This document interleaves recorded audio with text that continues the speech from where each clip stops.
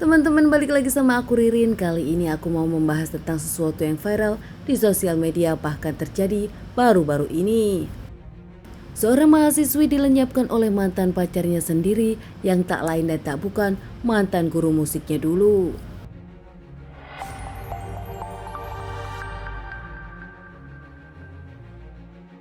Cerita diawali dari salah satu guru musik di SMA swasta di Surabaya tahun 2018. Guru musik tersebut memiliki seorang murid bernama Angelina Natania yang biasa dipanggil Tania. Tania sendiri memang menyukai musik dan punya bakat di bidang musik. Tania berkolaborasi dengan guru tersebut, bahkan sempat menjadi salah satu personil di band guru tersebut. Meski masih SMA, nampaknya hubungan Tania dengan guru tersebut tak bisa dihindari lagi. Seringnya bertemu, mengagumi satu sama lain. Guru tersebut akhirnya berpacaran dengan Tania meski bersembunyi-sembunyi dari semua keluarga dan teman-teman Tania. Ada gap umur yang cukup jauh, bahkan keduanya adalah murid dan guru dan juga berbeda keyakinan.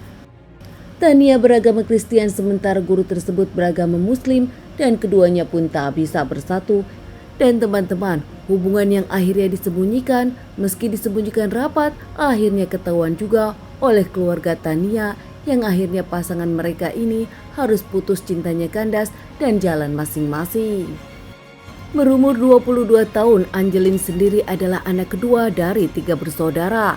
Angelin di tahun 2023 sudah berkuliah di Fakultas Hukum Ubaya dan semester 6. Tania yang dikenal sebagai wanita ramah di kalangan sahabat-sahabatnya masih tetap menyukai musik dan punya bakat di dunia musik.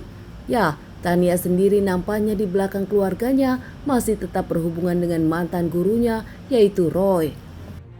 Kuliah di Ubaya Fakultas 6 jurusan hukum, Angelin ke kampus pun memakai kendaraan sang kakak yaitu mobil Expander warna abu, mengingat sang kakak memang tak menggunakannya. Kemana-mana sang kakak memakai motor dengan alasan kemacetan. Tak pernah ada permasalahan dengan keluarga, bahkan dikenal sebagai anak baik-baik.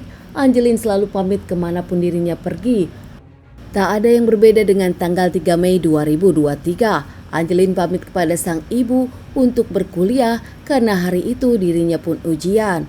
Angelin atau biasa dipanggil Tania masih menggunakan mobil sang kakak pergi ke kampus hari itu. Namun ternyata tanpa sepengetahuan sang ibu, Tania pun tak langsung ke kampus.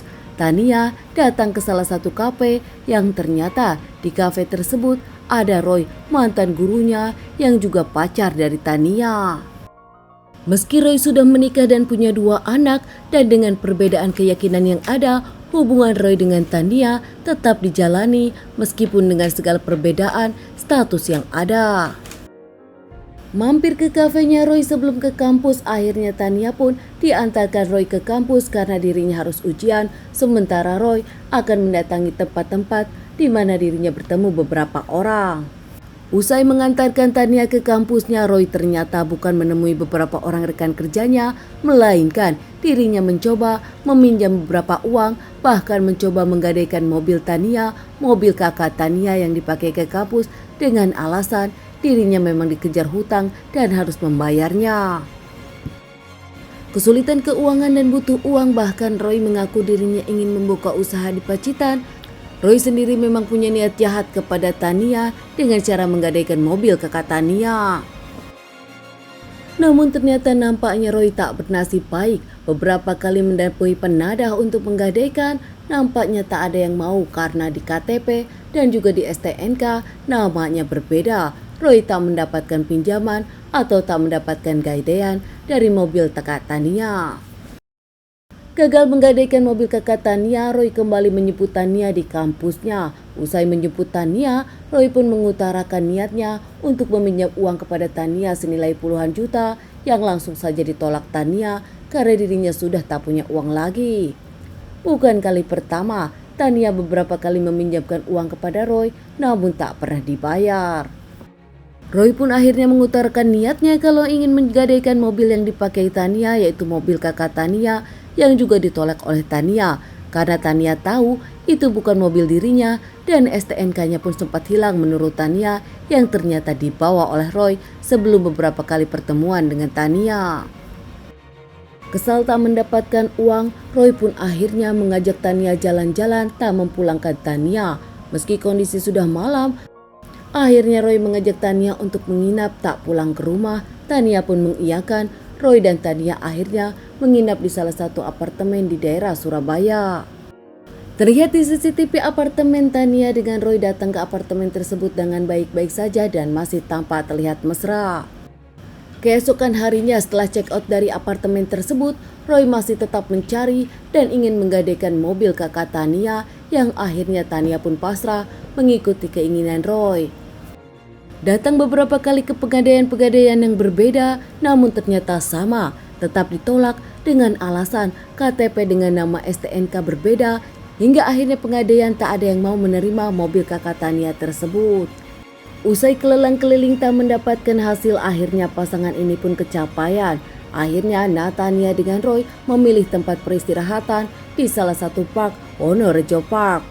Berniat untuk menenangkan diri dan pikiran, namun ternyata Tania sudah kesal duluan kepada sang pacar yang terus memaksa untuk menggadaikan mobil sang kakak. Tania pun akhirnya mencak-mencak marah-marah kepada Roy. Tania pun tak bisa membendung kesabarannya lagi dengan ngeyelnya sang pacar yang selalu meminta masalah keuangan.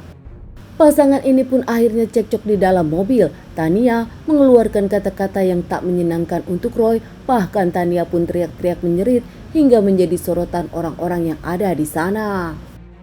Panik dan kesal kepada Tania, Roy memutuskan mencekik Tania hingga lemas. Bahkan kedua tangan Tania pun diikat ke belakang dengan gesper di celana Roy. Detik itu juga Roy membungkam Tania hingga mencekik dengan kelelahan. Tania kini sudah tak bernapas lagi. Bingung dengan kondisi Tania yang sudah tak bernapas lagi, Roy pun akhirnya tancap gas meninggalkan tempat tersebut dan pergi ke rumah mertuanya. Di rumah mertuanya, Roy pun mengambil salah satu koper besar dan Roy pun sempat memberi beberapa plastik untuk mengikat. Memasukkan jasad Tania ke koper tersebut, Roy pun mengikat dan berencana ingin membuang jasad Tania di satu tempat yang sepi. Malam itu juga Roy berkendara, bahkan Roy sempat menemukan tempat di Malang, namun ternyata batal membuang Tania karena di sana kelihatan ramai dan banyak orangnya. Terus berkendara hingga esok paginya, Roy pun menemukan tempat sepi di Mojokerto Gajah Mungkur. Roy pun melemparkan jasad di koper tersebut ke dalam jurang sedalam 20 meter. Usai dirinya melemparkan jasad Tania di dalam koper tersebut, Roy memilih pulang ke rumah. Roy terlihat tampak baik-baik saja, tak ada permasalahan. Roy sendiri pun mengaku sempat ketakutan dan sempat ingin bersembunyi pasca dirinya merasa bebas sudah membuang jasad Tania. Di tempat yang berbeda, orang tua Tania nampak gelisah. 2 hari sang anak Tania tak ada kabar. Meski izin untuk ke kampus, namun 2 hari ini tak pulang dan tak bisa dihubungi. Ibunda dari Tania pun langsung lapor kepada pihak yang berwajib karena sang anak tak pernah begini.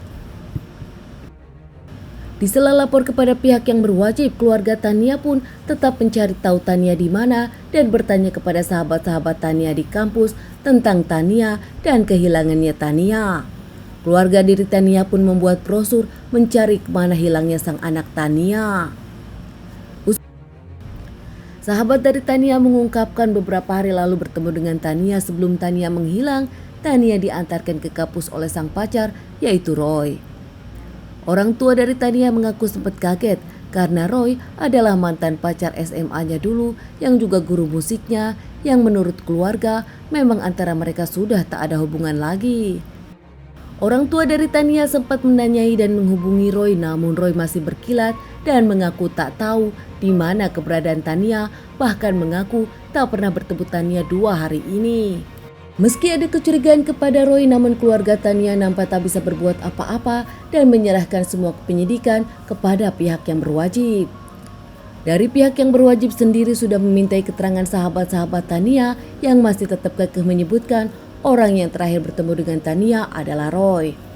Pihak kepolisian yang memang menyelidiki permasalahan ini akhirnya menemukan bukti kalau Roy adalah orang yang terakhir bersama Tania terlihat di CCTV apartemen. Akhirnya Roy diamankan setelah sempat kabur. Tak bisa mengelak lagi, Roy mengakui perbuatannya. menghabisi Tania dengan motif dirinya ingin menguasai harta Tania, mobil, handphone, dan juga uang Tania. Roy pun mengaku sudah menjual handphone Tania, bahkan sudah berhasil menggadaikan mobil kakak Tania. Roy bahkan kini menunjukkan di mana dirinya membuang jasa Tania. Mengaku menyesal sudah menghabisi pacarnya sendiri yaitu Tania, namun nampaknya Roy tetap mendapatkan hukuman dan tak akan pernah dimaafkan keluarga Tania. Usut demi usut, Roy sendiri ternyata melakukan beberapa kali penipuan kepada wanita-wanita yang mencintainya dan menguras harta mereka.